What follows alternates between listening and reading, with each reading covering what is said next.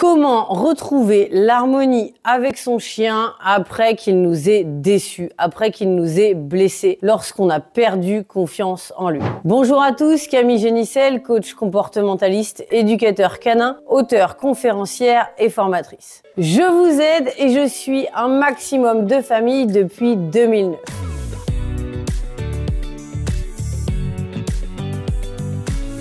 On doit être autour des 5 à 6 000 familles. Mon objectif est de vous aider à établir un rapport de confiance et d'amour avec vos animaux et surtout à mieux les comprendre. J'y consacre ma vie et j'utilise les dernières avancées scientifiques en neurosciences, en psychologie humaine et animale pour mieux comprendre la relation humain-animal. Alors aujourd'hui, on va voir comment retrouver l'harmonie avec son chien. Pour cela, je vais vous donner l'exemple d'une famille que j'ai suivie il y a peu de temps. Une famille extraordinaire qui ferait tout pour ses animaux. En l'occurrence, pour leur chien Shiba, qui lui était agressif lorsqu'il mange.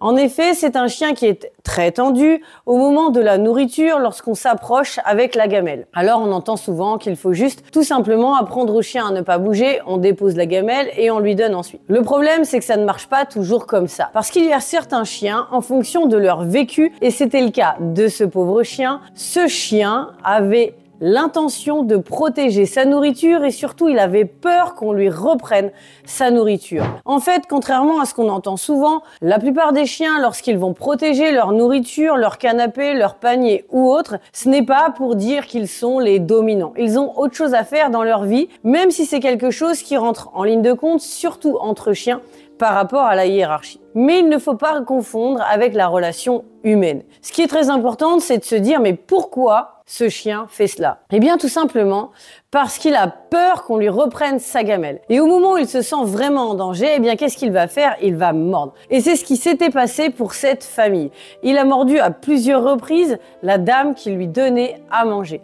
Cette dame, évidemment, aime son chien, aimait son chien énormément et voulait tout faire pour lui. Alors, elle ne comprenait pas pourquoi ce chien, tout d'un coup, est agressif avec elle et surtout lui inflige autant de blessures. Il y a quand même eu des points de suture, c'est quand même pas rien. Donc, évidemment, on ne prend pas à la légère. Le problème, c'est que ce chien, lui, continuait d'être assez agressif et sur la défensive. Alors forcément, cette dame, non seulement elle a été mordue par son chien, ce qui est pas agréable du tout, ça fait très mal une morsure de chien, mais en plus, on ne comprend pas parce qu'on fait tout pour lui.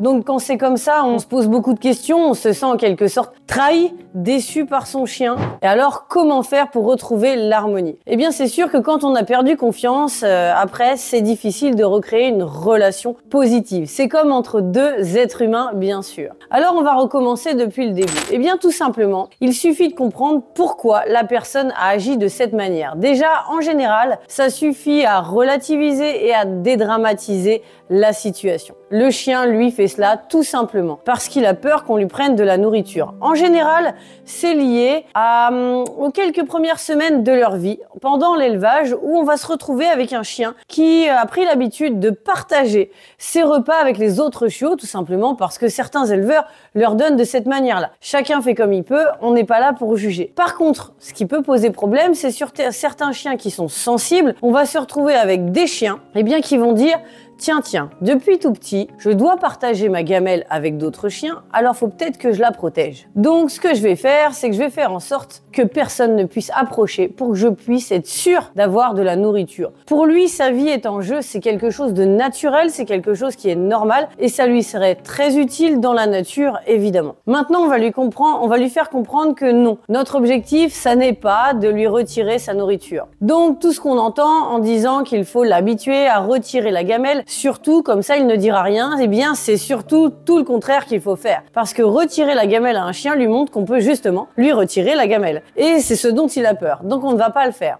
On va plutôt commencer par faire des petits exercices qui vont l'aider à associer notre venue, notre approche vers lui à quelque chose d'agréable. Donc on va lui rajouter des aliments super sympas comme de la viande, comme du jambon ou même des petits bouts de fromage, même si c'est pas très bon pour lui, en petite quantité ça n'est aucun problème. À ce moment-là, on va pouvoir s'approcher de lui, déposer un aliment. S'approcher de lui, déposer un aliment. Bien sûr, si on ne peut pas approcher la gamelle, on lui lance un de loin, à la distance où il ne réagit pas encore. Alors bien sûr, ces petits exercices vont permettre à tout le monde de se rassurer, de voir qu'en fait, bien et l'un et l'autre n'est pas agressif pour l'un ou l'autre. Par exemple, pour le chien, notre approche sera associée à quelque chose de positif et d'agréable. Évidemment, il faudra beaucoup de répétitions. Du côté de l'humain, eh bien, on pourra voir qu'à chaque fois qu'on s'approche, voire même petit à petit, à force de travailler cet exercice, on peut se rapprocher de plus en plus du chien. Donc, on va commencer à reprendre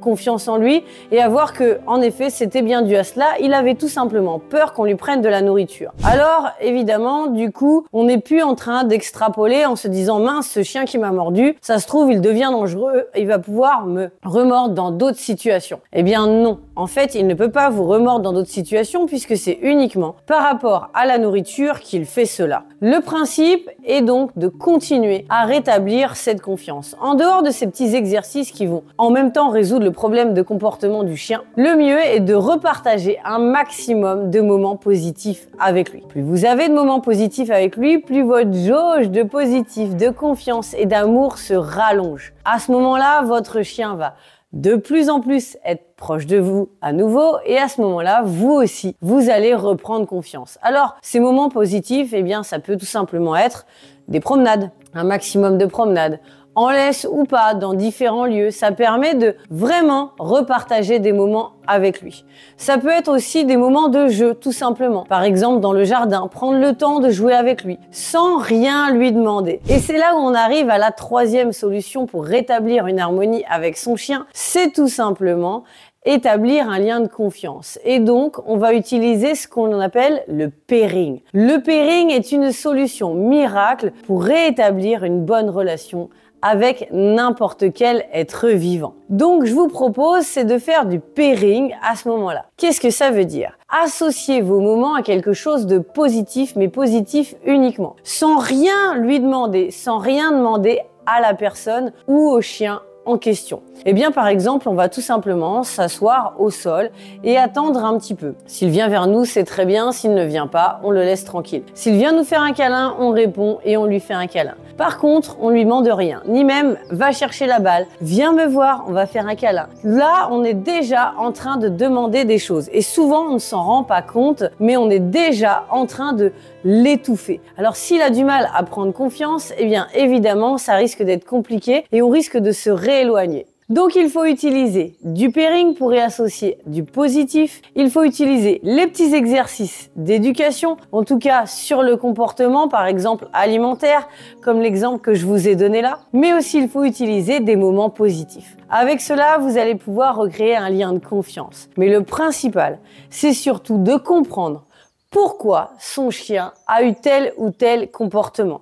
À partir du moment où on le comprend, on ne généralise plus. Ça nous rassure, on voit que ça peut ne pas être à n'importe quel moment qu'il vient nous mordre. On est rassuré, tout va mieux, tout le monde est en sécurité, avec amour et avec confiance. En attendant, je vous laisse mettre un petit like à cette vidéo, me laisser surtout des commentaires sur vos expériences, vos problèmes de comportement. Je les lis tous et j'y réponds avec plaisir. Et si vous souhaitez plus de conseils et pour recevoir des vidéos directement dans votre boîte mail, cliquez sur la petite cloche et abonnez-vous.